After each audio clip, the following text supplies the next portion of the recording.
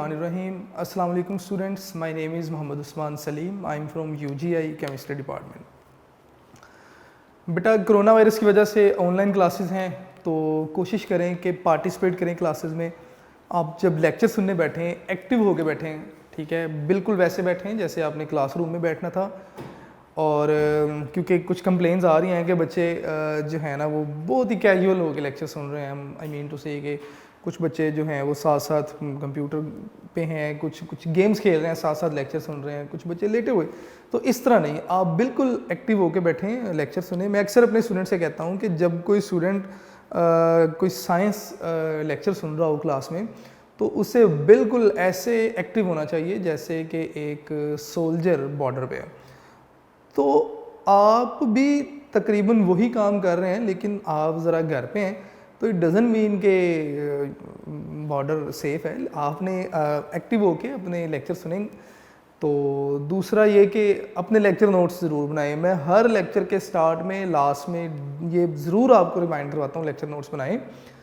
तो it means के important है, एटलीस्ट ये इम्पोर्टेंट है आपके लिए। एक बार अगर आपने अपने लेक्चर नोट्स पूरी बुक के खुद से बना लिए, तो इट मीन्स बुक आपके हाथ से गुजर गई है। अब उसको याद करना आपके लिए इतना ही आसान है जितना कि मतलब आप समझ रहे हैं कि जैसे H2O का फार्मूला आपको आता है, वैसे अभी तक बहुत सारे बच्चों को सिर्फ यही अच्छी तरह आता है। तो स्टार्ट करते हैं जी हमारा आज का लेक्चर। हमने एक्सरसाइज स्टार्ट की थी, बड़ा स्लो एंड स्टीडी वे में मैं एक्सरसाइज को लेके चल रहा हूँ कि न्यूमेरिकल्स सारे के सारे आपके साथ डिस्कस कर लिए जाएँ, क्योंकि मुझे कुछ कमेंट्स आ रहे थे कि न्यूमेरिकल्स में प्रॉब्लम आ रही हैं। तो बेटे आप साथ साथ इसको समझते जाएँ, देखते जाएँ।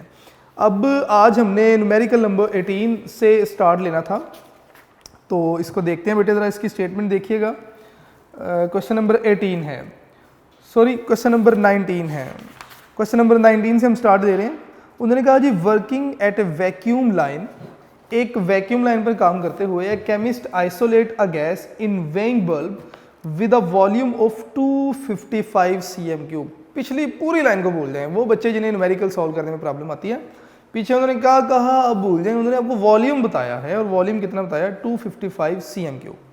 वॉल्यूम आपके पास आ गया। At a temperature of 25 degree centigrade. Book पे ही जहाँ पे 255 cm3 लिखा था वैसे V लिख लें, बुक पे मार्क कर लें, और जहाँ पे 25 डिग्री सेंटीग्रेड लिखा है वहाँ पे T लिख लें। Under a pressure in the bulb of 10 torr, और जहाँ पे 10 टॉर लिखा है प्रेशर है, आप इसे यहाँ पे P लिख लें। The gas weight 12.5 mg। अगर mg आप देखें, आप थोड़े से परेशान होंगे, यहाँ पे वेट लिख दिया है, वेट का यूनिट तो न्यूटन होता है। तो फिजिक्स में बड़ी प्रिसाइज बातें हम करते हैं, वेट का यूनिट हम न्यूटन लिखते हैं।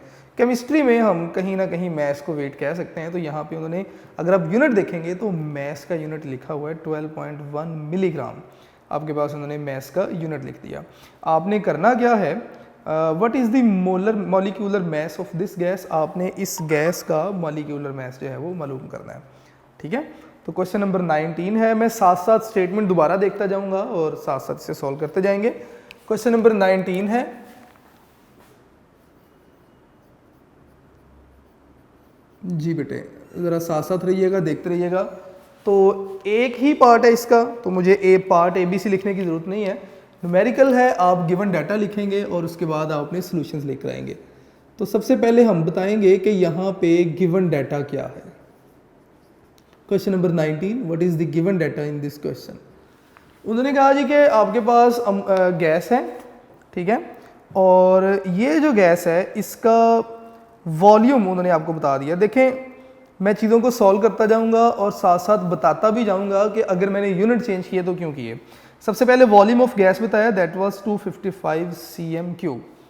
तो मैं यहाँ पे लिखूंगा कि गिवन डाटा में सबसे पहले बेटे वॉल्यूम है V, that is equal to 255 cm3। अब मोस्टली जब हम मोलर मैसेज मालूम करते हैं तो हमारे पास वॉल्यूम का जो यूनिट होता है वो dm³ में होता है।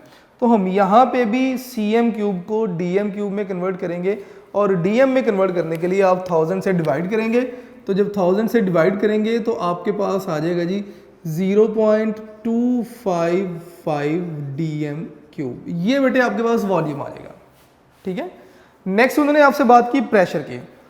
तो मैं प्रेशर लिख रहा हूँ जी यहाँ पे, उन्होंने आपको बताया 10 टॉर, लें जी pressure that was equal to 10 torr. लेकिन मोस्टली मोलर मैस से जब हम मालूम करने जाते हैं तो प्रेशर हमने एटीएम में अज्यूम किया होता है, ठीक है। तो प्रेशर यहाँ पे आप कितना लेंगे, एटीएम में चाहिए, तो एटीएम में जाने के लिए आप 10 को डिवाइड करेंगे 760 से, आपके पास जो आंसर आएगा वो प्रेशर का आंसर होगा इन एटीएम। तो अगर आप प्रेशर को एटीएम में कन्वर्ट करने जाते हैं तो 0.0131 आ जाएगा, 0.0131 एटीएम। ये बेटे आपके पास प्रेशर आ जाएगा। तीसरी चीज़ उन्होंने आपको क्या बताई थी जी, टेम्परेचर था, आपने टेम्परेचर को केल्विन में कन्वर्ट करना है। तो मैं यहाँ पे लिख दूंगा जी टेम्परेचर, और ये आपके पास कितना था 20 डिग्री सेंटीग्रेड, आपने इसको केल्विन में कन्वर्ट करना है तो 273 ऐड करेंगे तो ये आपके पास बन जाएगा जी 293 केल्विन बन जाएगा जी, 93 केल्विन, ठीक है। इसी तरह मेरा ख्याल 25 डिग्री सेंटीग्रेड था, तो वैसे आप इसे 20 के लिए भी सॉल्व कर सकते हैं। तो 20 के लिए सॉल्व करेंगे तो 293, और 25 के लिए सॉल्व करेंगे तो 298 केल्विन बन जाएगा। फाइनली आपने करना क्या है, मैस भी आपको बता दिया गया। मैस उन्होंने कहा जी कि वेट 12.1 mg, यहाँ पे मिलीग्राम में है लेकिन हम मैस मोस्टली ग्राम में देखते हैं, तो मैस में यहाँ पे लिख देता हूँ 12.1 mg, लेकिन आपने चूंकि ग्राम्स में लेना है 1000 से डिवाइड करेंगे, ठीक है। मिली का मतलब 10⁻⁻3, तो मिली की जगह उसकी वैल्यू पुट करेंगे तो ये आपके पास आ जाएगा जी, कितना मैस हो जाएगा जी 0.0121, मैं यहाँ पे लिख देता हूँ 0.0121 ग्राम। ये बेटे आपके पास मैस आ जाएगा। तो इसका मतलब जो वैल्यूज़ आपके पास आई, वॉल्यूम के लिए ये वाली वैल्यू, क्योंकि हमें यूनिट्स भी देखने होते हैं साथ साथ, प्रेशर के लिए ये वैल्यू आई आपके पास, टेम्परेचर के लिए ये वैल्यू आई, और मैस के लिए ये वैल्यू आई। अब आप करने क्या जा रहे हैं, आपने करना क्या है, जरा लास्ट लाइन देखिए, what is the molecular mass of the gas. आपने मॉलिक्यूलर मैस मालूम करना है, तो मैं यहां पे लिख देता हूं टू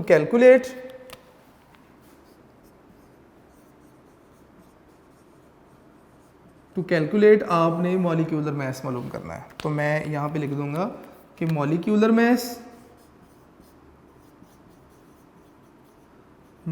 मैस जो है वो आपने क्या करना है, मालूम करना है। नेक्स्ट बेटे आप इसका सॉल्यूशन मेंशन करें यहाँ पे, और आप देखें कि किस तरह आप मॉलिक्यूलर मैस मालूम कर सकते हैं।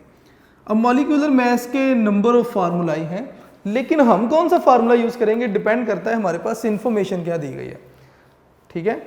अगर नंबर ऑफ मोल यहाँ पे कहीं बता दिए होते तो शायद मैं मॉलिक्यूलर मैस बड़ा इजीली मालूम कर सकता था, क्योंकि मेरे पास फार्मूला होता है जी mass equal to number of mole equal to mass by molar mass. अब अगर मुझे नंबर ऑफ मोल बताए होते तो मैं इस इक्वेशन, मैस मेरे पास गिवन था, मैं इस इक्वेशन को एडजस्ट करके मोलर मैस मालूम कर सकता था। इसका मतलब ये वाला फार्मूला तो हम इस्तेमाल नहीं कर सकते। दूसरा मेरे पास एक और फार्मूला है, वो क्या है कि जनरल गैस इक्वेशन कहती है कि PV इक्वल टू nRT। अब इसमें n जो है मुझे पता है नंबर ऑफ मोल है, तो मैं इसको लिख सकता हूँ कि PV equal to number of mole का फार्मूला मैंने अभी भी बताया था मैस बाय मोलर मैस, ठीक है। तो मैं लिख दूँ mess by molar mess n की जगह, और R और T मैंने लिख दिया। P की वैल्यू उन्होंने बताई है जी बेटे, बता दी है ATM, ये V की वैल्यू बता दी है, R हमें पता होना चाहिए, मैस उन्होंने बता दिया, और टेम्परेचर भी बता दिया। इसका मतलब कि हम ये वाली इक्वेशन पुट कर सकते हैं इस क्वेश्चन में। तो मैं इसको समझाने के लिए लिखा था। अब सोल्यूशन में आप किस तरह चलेंगे ज़रा साथ साथ देखते जाएं। आप यहाँ पे लिखेंगे कि वी नो, हमें पता है जी क्या, कि PV इक्वल टू nRT। अब हमें यह भी पता है कि number of mole equal to mass by molar mass. तो इस इक्वेशन को आप इस तरह लिख सकते हैं कि PV equal to mass by molar mass और साथ में RT। अब आपने मोलर मैस मालूम करना है, इसे इक्वेशन के एक तरफ ले आएंगे, बाकी सारी वैल्यूज को इक्वेशन के दूसरी तरफ।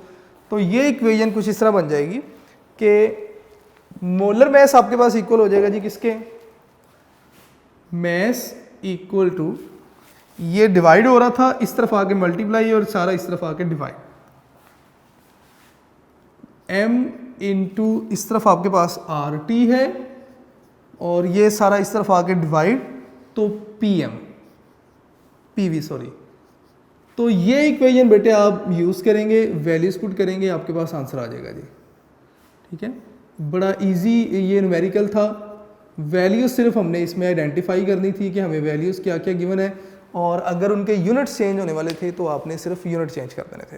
तो ये बेटा क्वेश्चन नंबर 19 था, इसे ज़रूर एक बार देखिएगा। इस तरह के जो छोटे शॉर्ट क्वेश्चन होते हैं ना, न्यूमेरिकल क्वेश्चन, ये अक्सर शॉर्ट क्वेश्चन में पूछे भी जाते हैं। ठीक है, उसके बाद आगे चलते हैं जी, क्वेश्चन नंबर 20 की तरफ चलते हैं जी। क्वेश्चन नंबर 20 में वो कहते हैं जी कि what pressure is exerted by a mixture of 2 gram of hydrogen, 8 gram of nitrogen and 273 kelvin in a DM 10 DM cube vessel.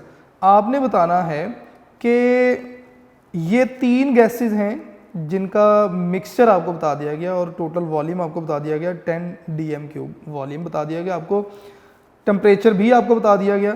ठीक है, प्रेशर आपने जो है वो मालूम करना है। तो प्रेशर मालूम करने के लिए अब आपने करना क्या है, सबसे पहले तो आपको प्रेशर मालूम करने के लिए इक्वेशन पता होनी चाहिए। देखिए बेटे, टोटल प्रेशर की बात हो रही है यहाँ पे। अगर तो पार्शियल प्रेशर पूछा होता तो शायद मैं फार्मूला चेंज करके यूज़ करता, लेकिन यहाँ पे बात हो रही है टोटल प्रेशर की। तो इसका मतलब मैं PV इक्वल टू nRT वाली इक्वेशन ही यूज़ करूँगा यहाँ पे। लेकिन उससे पहले हम इस क्वेश्चन को बना लेते हैं। तो क्वेश्चन नंबर 20 है, देखिएगा मैं किस तरह से सॉल्व करता हूँ। आपने इसका डाटा बनाना है। क्वेश्चन नंबर 20 बेटा, सबसे पहले तो स्टेटमेंट पे आप मार्क करते जाएंगे what pressure is exerted. What pressure यानी कि प्रेशर आपने मालूम करना है, तो प्रेशर के ऊपर P लिखें बुक पे ही और उसके सामने क्वेश्चन मार्क कर लें। फिर वो कहता है जी बाय अ मिक्सचर ऑफ 2 ग्राम, यानी कि हाइड्रोजन का मैस बता दिया उन्होंने आपको 2 ग्राम। फिर इसी तरह नाइट्रोजन का मैस आपको बता दिया उन्होंने कितना जी 8 ग्राम। 2 गैसेज हैं, एक हाइड्रोजन और एक नाइट्रोजन, दोनों के मैसेज आपको बता दिए। ठीक है, उसके बाद टेम्परेचर बता दिया 273 केल्विन, जहाँ पे 273 केल्विन लिखा है इसके ऊपर बुक पे ही T लिख लें इन अ 10 डीएम क्यूब वेसल, और जहाँ पे 10 डीएम क्यूब लिखा है इसके ऊपर बुक में ही V लिख लें। मुझे डीएम क्यूब से पता चला कि ये वॉल्यूम की वैल्यू बताई गई है। ठीक है, तो आपने क्या करना है, आपने इनके टोटल प्रेशर मालूम करना है। तो अब मैं इसको लिख रहा हूँ जी कि सबसे पहले गिवन डाटा क्या है हमारे पास। उन्होंने आपको मैस बता दिया किसका जी, हाइड्रोजन का। तो मैं यहाँ पे लिख देता हूँ मैस ऑफ H2 कितना है जी 2 ग्राम।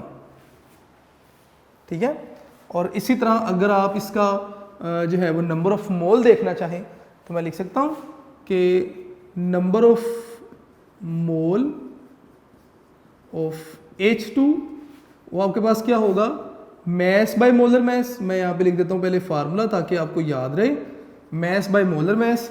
या मैं इसको इस तरह लिख सकता हूँ कि मैस आपके पास कितना है 2, तो 2 divided by molar mess hydrogen का 2 ही होता है, तो इसका मतलब 1। इसका मतलब 1 मोल आपके पास हाइड्रोजन का होगा। ये वैल्यू आपने याद रखनी है। मैंने मोल क्यों मालूम किए मैं आगे जाके एक्सप्लेन करूँगा इसे। इसी तरह नाइट्रोजन की बात हुई, आप बताएं कि mass of nitrogen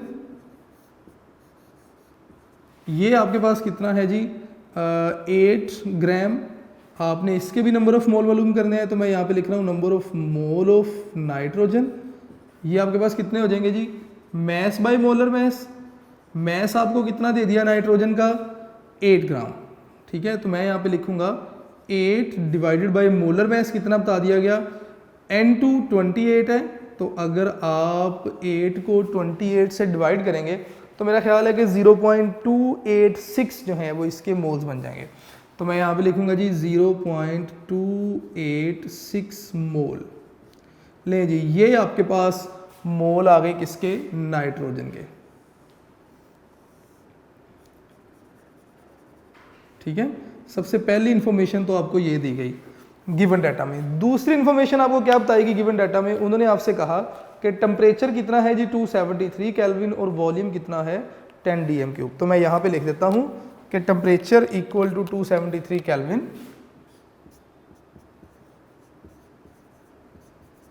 and volume equal to 10 dm³।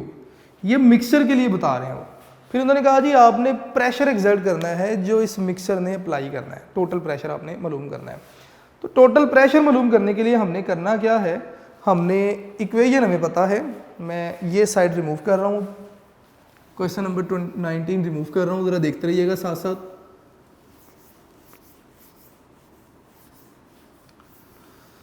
जिन बच्चों ने Dalton's law of partial pressure गौर से सुना था टॉपिक, उनके लिए शायद थोड़ी सी आसानी हो। अब सॉल्यूशन के लिए मैं इस तरफ आ गया हूँ जी। सॉल्यूशन में हमने पढ़ा था कि PV इक्वल टू nRT।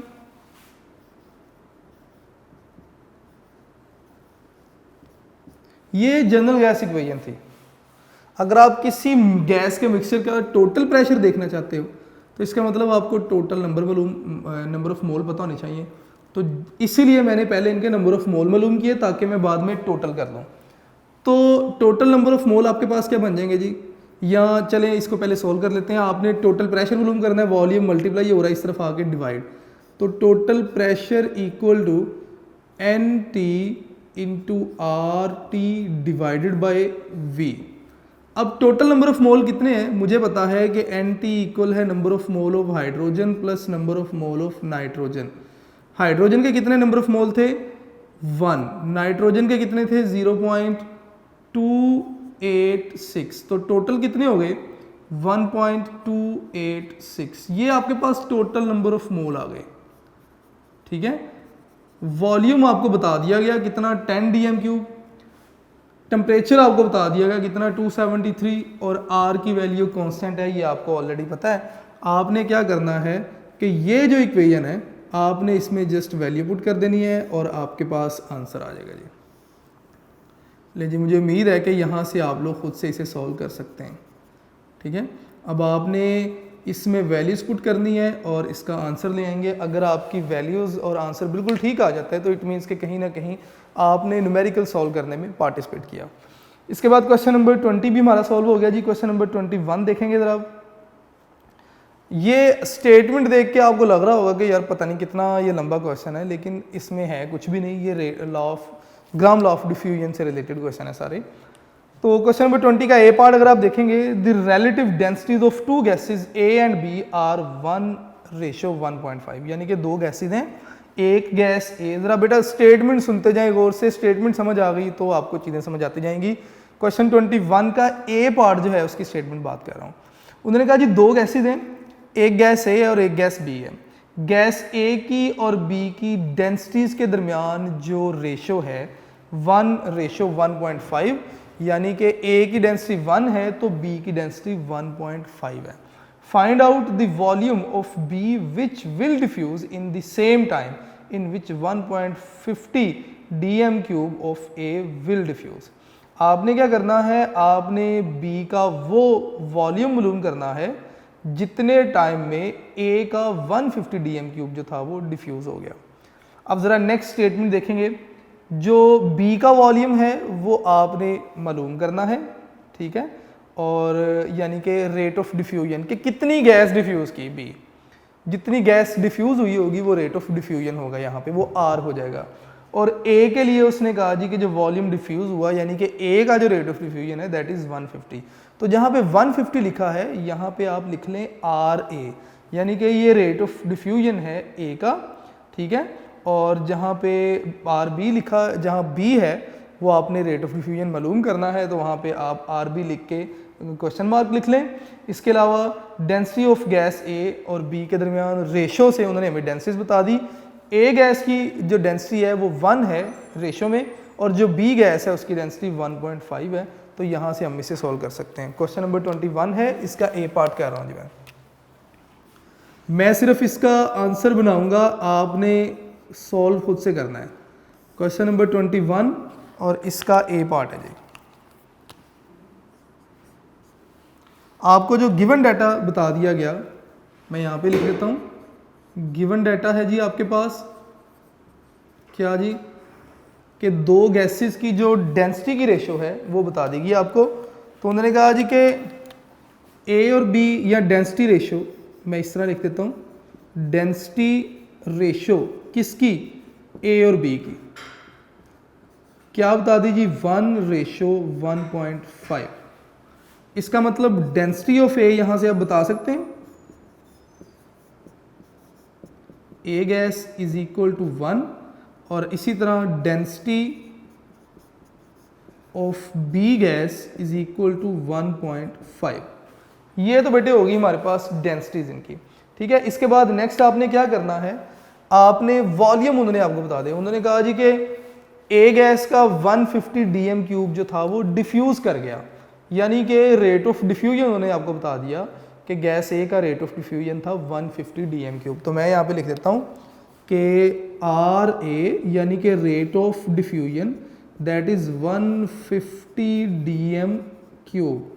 आपने क्या मालूम करना है, आर बी आपने जो है वो मालूम करना है। ये कैलकुलेट में हो गया। उसके बाद सोल्यूशन के लिए मैं नेक्स्ट आगे जा रहा हूँ। आसान है, मुश्किल नहीं है। न्यूमेरिकल थोड़े से बेटे बोरिंग ज़रूर होते हैं, ख़ास तौर पे मेडिकल स्टूडेंट्स के लिए, लेकिन आप पार्टिसिपेट करें। मैं आपको कोई चीज़ यहाँ पे ऐसे नहीं है कि मैं आपसे बोलूँगा कि बेटा इस चैप्टर में ये इंपॉर्टेंट नहीं है, आप छोड़ दें। मैं स्टार्ट में ही आपको लेज़ी बना दूँ कि आपने बड़ा सिलेक्टिव चलना है, ऐसा नहीं है।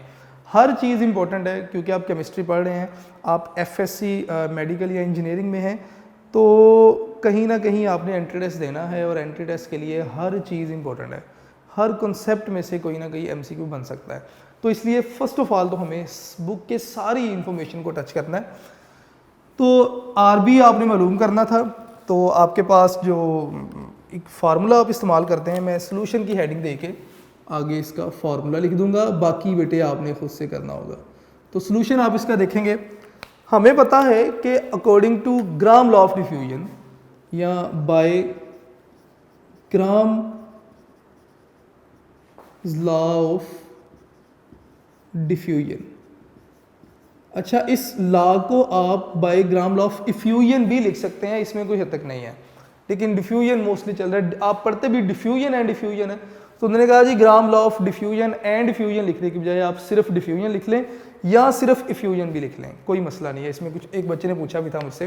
खैर, आपके पास formula Graham law of diffusion का फार्मूला क्या है आपके पास, that is R A by are B, क्योंकि हमारे पास 1 2 की बजाय ए बी कहा हुआ है, तो r A by are B लिख दिया, और इक्वल हो जाएगा जी डेंसिटीज। तो मैं यहाँ पे लिख देता हूँ जी, इक्वल होगा square root of density of B by square root of density of A. मुझे इस तरह याद है कि जो यहाँ पे है उसकी डेंसिटी यहाँ पे है, जो नीचे है उसकी डेंसिटी दूसरी तरफ ऊपर है। तो यहाँ से आपने रेट ऑफ डिफ्यूजन मालूम करना है आरबी का, तो इसे इक्वेशन के दूसरी तरफ ले जाएं, बाकी सबको इस तरफ ले आएँ। इस तरह नहीं चलना तो दोनों इक्वेशंस को रिवर्स कर दें, इस तरह भी आप कर सकते हैं। तो अगर मैं दोनों इक्वेशंस को रिवर्स कर दूं तो आर बी ऊपर आ जाएगा और ये साइड भी रिवर्स होगी, तो डेंसिटी ऑफ ए इस तरफ आ जाएगी और डेंसिटी ऑफ बी नीचे आ गई। मैंने दोनों साइड्स को रिवर्स कर दिया। आर बी ऊपर आ गया, आर ए नीचे आएगा, आर ए नीचे आया तो दूसरी तरफ जाके मल्टीप्लाई, तो मैंने यहाँ पे आर ए लिख दिया। अब आपने करना क्या है, आपने इस फार्मूला में वैल्यूज पुट करनी है और बेटे आपके पास आंसर्स आ जाएंगे। बड़ा इजी सा ये इसका कॉन्सेप्ट था, ग्राम लॉ ऑफ डिफ्यूजन से ये क्वेश्चन था, ठीक है। इसके बाद नेक्स्ट देखेंगे जी जरा। नेक्स्ट उसने कहा जी कि hydrogen gas diffuses through a porous plate at a rate of 500 cm³ पर मिनट एट 0 डिग्री सेंटीग्रेड। यानी कि उन्होंने आपको हाइड्रोजन का रेट ऑफ डिफ्यूजन बता दिया कि 500 cm³ जो है वो पर मिनट जो है वो डिफ्यूज़ हो रही है हाइड्रोजन गैस। फिर उन्होंने आपसे ये कहा ये जो 500 पर cm³ लिखा ना, ये रेट ऑफ डिफ्यूजन है। इसके ऊपर लिख लीजिएगा कि RH2 यानी कि हाइड्रोजन का रेट ऑफ डिफ्यूजन है। फिर उन्होंने कहा जी कि 0 डिग्री सेंटीग्रेड पे टेम्परेचर बता दिया आपको। खैर टेम्परेचर का यहाँ पे यूज़ नहीं होगा इतना, तो ये आपको वैसे ही वैल्यू बताई टेम्परेचर की। What is the rate of diffusion of oxygen through the same porous plate. आपने रेट ऑफ डिफ्यूजन बताना है ऑक्सीजन का सेम पोरस प्लेट में से। यहाँ पे अब इंफॉर्मेशन कंप्लीट नहीं है, सिर्फ 2 बातें हैं, लेकिन जो टेक्स्ट बोर्ड वाले हैं पीटीबी वाले वो समझते हैं कि यहाँ पे बच्चे को पता है अगर ग्रामजला अच्छे तरीके से पढ़ा है। तो किस तरह पता है हमें, ज़रा इसको देख लेते हैं। बी पार्ट में सॉल्व करने जा रहा हूँ जी। उन्होंने कहा जी कि rate of diffusion of hydrogen आपके पास कितना है, rate of diffusion of hydrogen 500 cm³ पर मिनट। तो सिंपली आप 500 cm³ वैल्यू ले सकते हैं rate of diffusion of hydrogen की, ठीक है। इसी तरह जो उन्होंने दूसरी बात आपसे कही, उन्होंने कहा जी कि rate of diffusion of oxygen आप मालूम करें, आपने मालूम करना है, यानी कि सिर्फ ये बता दिया, बाकी उन्होंने कहा जी आप मालूम करें। टेम्परेचर भी बताया 0 डिग्री सेंटीग्रेड, फार्मूले में कहीं टेम्परेचर यूज़ नहीं होना, तो टेम्परेचर को आप साइड पर रख दें क्योंकि चेंज भी नहीं हो रहा टेम्परेचर।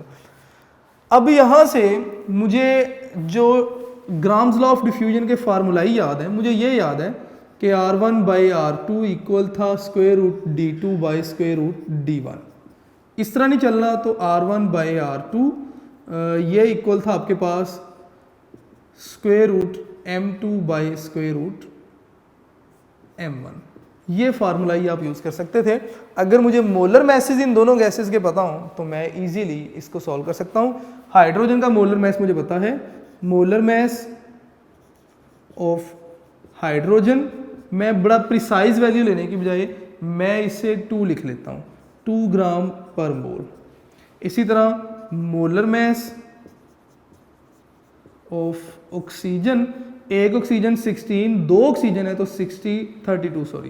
32 ग्राम पर मोल। इसका मतलब आपको मोलर मैसेज पता है, आपने सिर्फ RO2 मालूम करना है। तो फार्मूला मैं यहाँ पे लिख रहा हूँ, जो आपने यूज़ करना है फार्मूला मैं यहाँ पे लिख रहा हूँ। तो मैं यहाँ पे लिखूंगा by Graham's law of diffusion,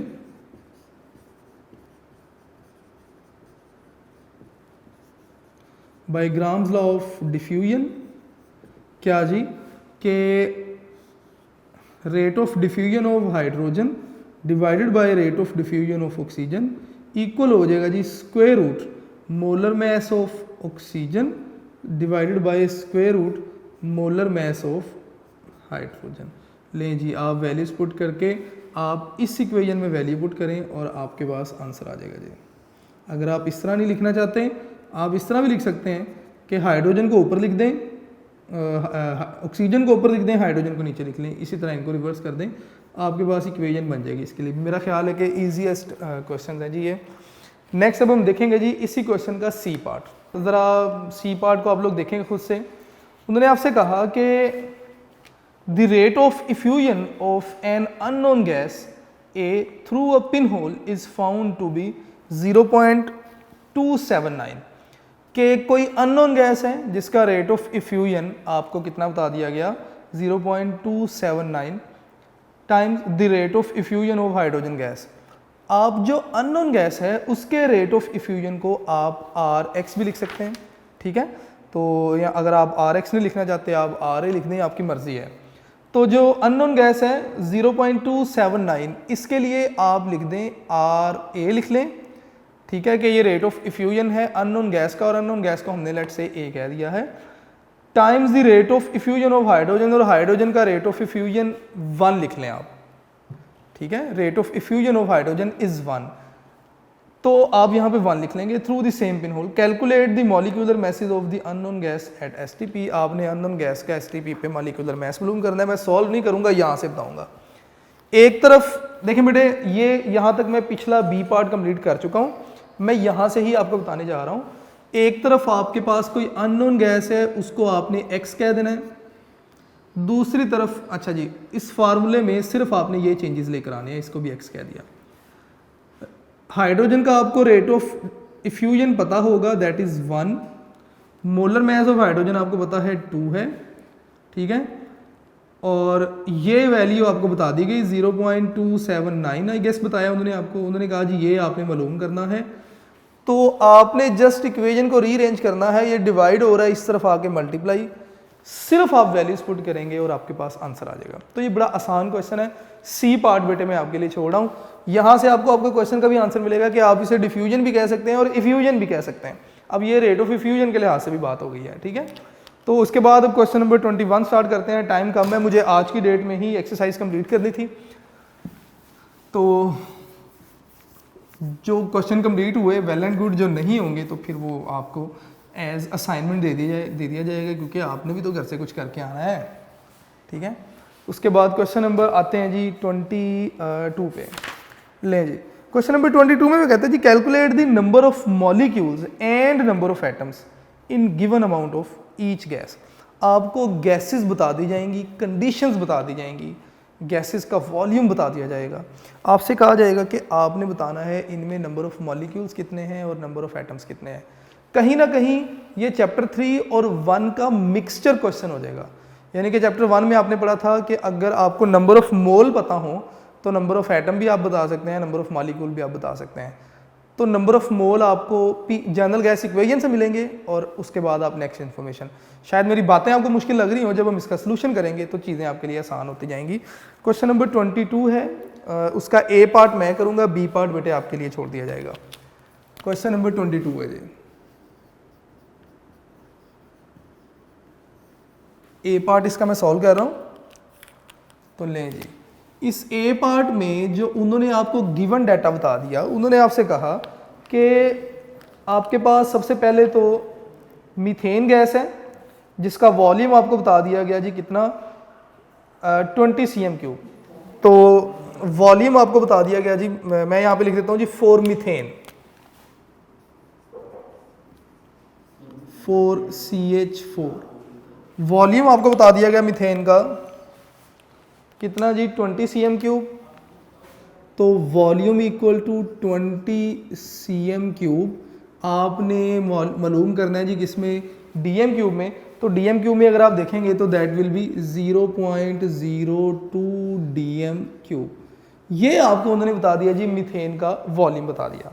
इसी तरह उन्होंने आपको नेक्स्ट क्या किया जी, टेम्परेचर बता दिया 0 डिग्री सेंटीग्रेड है, लेकिन आप इसे केल्विन में लिखेंगे, और प्रेशर भी आपको मिलीमीटर ऑफ मरकरी में बताया, आपने उसे एटीएम में कन्वर्ट करना है। तो टेम्परेचर आपको बता दिया that is 0 degree centigrade, kelvin में कन्वर्ट करना है 273 ऐड करेंगे, दैट विल बिकम 273 केल्विन।